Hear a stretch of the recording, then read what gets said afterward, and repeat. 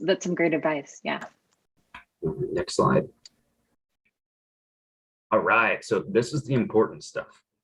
So when conducting interviews or screens, the ones on the left, the do column, are definitely all things that you can ask and not fear any legal repercussions or violations of local or federal statutes. And again, this is not legal advice. This is just best practice.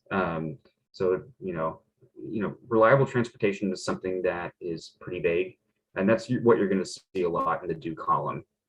So whether that be bus or car, we just want to avoid asking if they have a car, because that can be viewed as discrimination based on income or wealth.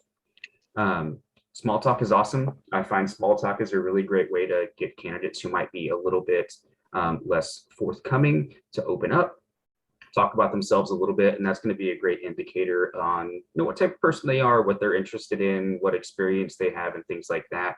We do want to avoid, like Megan has on there, about any family situation, ethnicity, or religion, or birthplace, because again, that is a discrimination time bomb waiting to happen if we are explicit with that. Physical requirements, the job is absolutely something that you can do. If they are required to consistently lift 50 plus pounds, totally fine. You can absolutely list that on there and make sure that they are aligned with that job description. Now, if that is a requirement for the position, I would also list that on the job description, just so that they know ahead of time that that is something that they would be expected to do. Now, this next one is a big one. So you are able to phrase it like this: are you able to work for any employer in the US? They say yes, you're good to go. You cannot ask if they are a US citizen, because that is a huge no-no. So you can absolutely ask if they're eligible to work for any employer in the US. Read, write English, job requirement. I would also list that on the job description if you're posting that publicly.